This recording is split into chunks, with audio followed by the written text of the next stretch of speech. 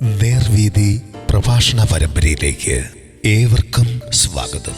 സുവിശേഷകൻ കുഞ്ഞുമോൻ തോട്ടപ്പള്ളി ഇപ്പോൾ നിങ്ങളുമായി ദൈവവചനം പങ്കുവയ്ക്കുന്നു. ശ്രദ്ധിച്ചാലും.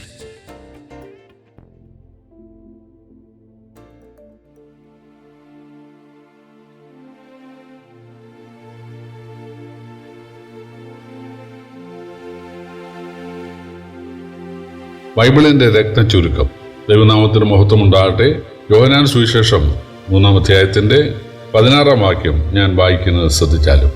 തന്റെ ഏകജാതനായ പുത്രനിൽ വിശ്വസിക്കുന്ന ഏവനും നശിച്ചു പോകാതെ നിത്യജീവൻ പ്രാപിക്കേണ്ടതിന് ദൈവം അവനെ നൽകുവാൻ തക്കവണ്ണം ലോകത്തെ സ്നേഹിച്ചു.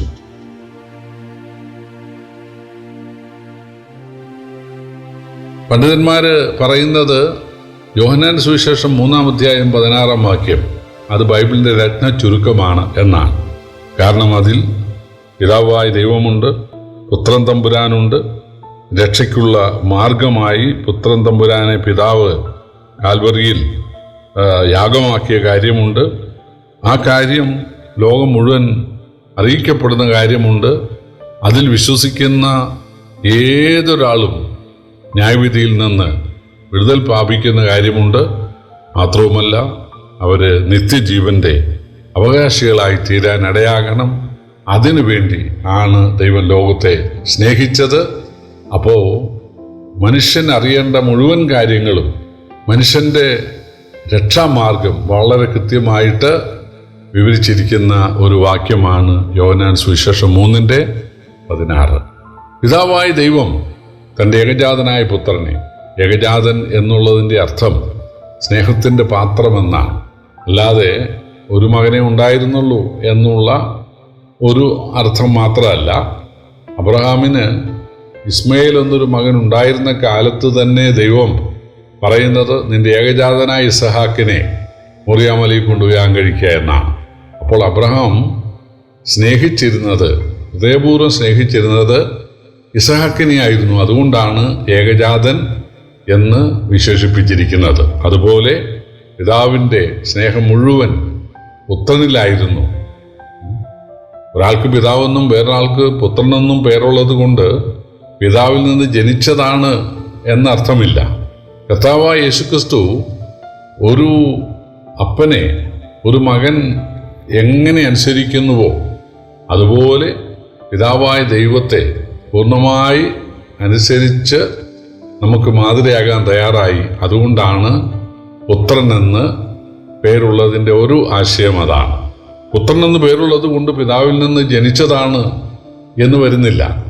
കാരണം ദൈവം എന്നും പിതാവാണ്. അങ്ങനെയെങ്കിൽ ദൈവത്തിന് എന്നും പുത്രനുണ്ട്. പിതാവായ ദൈവം നിത്യപിതാവാണ്. അപ്പോൾ തനിക്ക് നിത്യം പുത്രനുണ്ട്. പുത്രൻ തമ്പുരാൻ നിത്യപുത്രനാണ്. ഇനി പരിശുദ്ധാത്മാവിൻ്റെ കാര്യം പറഞ്ഞാൽ നിത്യാത്മാവ് എന്ന് എഴുതിയിട്ടുണ്ട്. അപ്പോൾ പിതാവും പുത്രനും പരിശുദ്ധാത്മാവും ഇല്ലാതിരുന്ന ഒരു കാലമില്ല, അല്ലെങ്കിൽ പിതാവ് മാത്രമായിരുന്ന ഒരു കാലമില്ല. പിതാവും പുത്രനും പരിശുദ്ധാത്മാവും നിത്യദൈവമാണ്. അതിലെ പിതാവായ ദൈവം ലോകത്തെ സ്നേഹിച്ചു. എന്തിനാണ് സ്നേഹിച്ചത്? മനുഷ്യൻ നശിക്കാതിരിക്കണം, ന്യായവിധി അനുഭവിക്കാതിരിക്കണം. ദൈവത്തിൻ്റെ സ്നേഹമെന്ന് പറയുന്നത് അതിനുവേണ്ടി പ്രവർത്തിക്കാൻ തയ്യാറായി എന്നുള്ളതാണ്. പ്രവൃത്തി കൂടാതെ സ്നേഹിക്കാൻ സാധിക്കുകയില്ല. സ്നേഹം കൂടാതെ പ്രവർത്തിക്കാം, പക്ഷേ പ്രവൃത്തി കൂടാതെ സ്നേഹിക്കാൻ സാധിക്കുകയില്ല. ദൈവം ഒരു വലിയ പ്രവൃത്തിക്ക് സന്നദ്ധനായി. എന്താണ്? തൻ്റെ പുത്രനെ ബലിമൃഗമാക്കുവാൻ. തൻ്റെ സ്നേഹത്തിൻ്റെ പാത്രമായിരുന്ന പുത്രൻ തമ്പുരാനെ മനുഷ്യനായി ഭൂമിയിൽ അയച്ച് നമ്മുടെ നരകം അവൻ്റെ മേൽ ചുമത്തി ഒരു രക്ഷാമാർഗം ഒരുക്കാൻ പിതാവ് ലോകത്തെ സ്നേഹിച്ചു എന്ന് മാത്രമല്ല, ആ കാര്യം നമ്മെ അറിയിക്കുകയാണ്.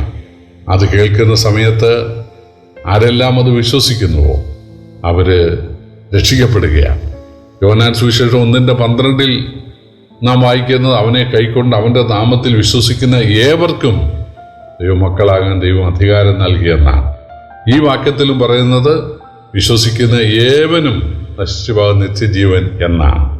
യഹൂദന്മാർക്ക് വിശ്വസിക്കാം, യഹൂദരല്ലാത്തവർക്ക് വിശ്വസിക്കാം, പാശ്ചാത്യർക്ക് വിശ്വസിക്കാം, പൗരസ്ത്യർക്ക് വിശ്വസിക്കാം.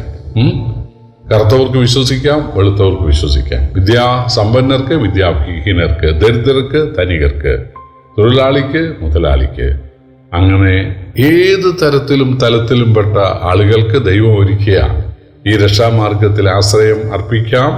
ഒരൊറ്റ നിമിഷം കൊണ്ട് അവര് വീണ്ടും ജനിക്കുകയാണ്. അതാണ് നിത്യജീവൻ പ്രാപിക്കുക എന്ന് പറയുന്നതിൻ്റെ അർത്ഥം. ആത്മരക്ഷ അല്ലെങ്കിൽ നിത്യജീവൻ പ്രാപിക്കുക എന്നുള്ളത് ജനനം പോലെയാണ്. ജനനം ഒരു നിമിഷമല്ലേ, അല്ലെങ്കിൽ ഒരു ദിവസമല്ലേ? ബർത്ത്ഡേ എന്ന് നമ്മൾ പറയുന്നു, അതൊരു ദിവസമല്ലേ? അതുപോലെ നാം സ്വർഗത്തിൻ്റെ അവകാശികളായി തീരുന്നത് ഒരു ദിവസമാണ്, നാം വീണ്ടും ജനിക്കുന്ന ദിവസം.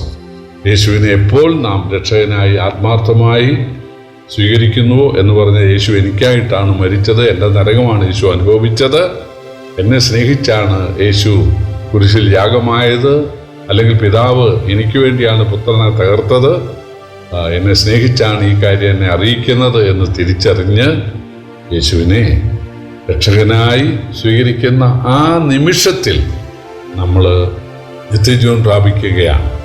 അല്ലെങ്കിൽ നിത്യതയ്ക്ക് വേണ്ടി നമ്മൾ ജനിക്കുകയാണ്, വീണ്ടും ജനിക്കുകയാണ്, ദൈവരാജ്യത്തിൻ്റെ അവകാശികളായിട്ട് തീരുകയാണ്. അതല്ലേ കുരിശിലെ കള്ളൻ പറുദീസയ്ക്ക് അവകാശിയായത്. യേശുവിനോട് പറഞ്ഞു, നീ രാജത്വം പ്രാപിച്ചു വരുമ്പോൾ എന്നെ ഓർക്കണം. യേശു പറഞ്ഞു, ഇന്ന് നീ എന്നോടുകൂടെ പറുദീസയിലിരിക്കും. അതിനുശേഷം ഒരു ശുദ്ധീകരണ സ്ഥലമൊന്നുമില്ല. യേശുവിനെ രക്ഷകനായി സ്വീകരിച്ചോ, സ്വർഗ്ഗം ഉറപ്പാണ്. റോമാലേഖനം 8:1 വായിക്കുന്ന ഇപ്പോൾ ക്രിസ്തുയേശുവിലുള്ളവർക്ക് ഒരു ശിക്ഷാവധിയുമില്ല എന്നാണ്. കാരണം നമ്മുടെ ശിക്ഷയെല്ലാം യേശു അനുഭവിച്ചു. നമ്മൾ അതിൽ ആശ്രയിക്കുന്നതിനാൽ നമ്മുടെ ഇഹലോക ജീവിതത്തിലെ സകല പാപങ്ങളും ഒറ്റ നിമിഷം കൊണ്ട് ക്ഷമിക്കപ്പെടുകയാണ്, മായ്ക്കപ്പെടുകയാണ്. നമ്മൾ നീതീകരണം പ്രാപിക്കുകയാണ്, കുറ്റവിമുക്തരായി തീരുകയാണ്. തീർച്ചയായിട്ടും നമുക്ക് സ്വർഗത്തിൻ്റെ പറുദീസയുടെ അവകാശം ഒറ്റ നിമിഷം കൊണ്ട് ലഭിക്കുകയാണ്. ഇതാണ് സുവിശേഷം. ഇതാണ് യോഹന്നാൻ സുവിശേഷം 3-ാം അധ്യായം 16-ാം വാക്യം, ബൈബിളിൻ്റെ ചുരുക്കം നമുക്ക് തരുന്ന സന്ദേശം. കർത്താവ് നമ്മെ സഹായിക്കട്ടെ. കർത്താവിൻ്റെ വലിയ നാമം വാഴ്ത്തപ്പെടുമാറാകട്ടെ.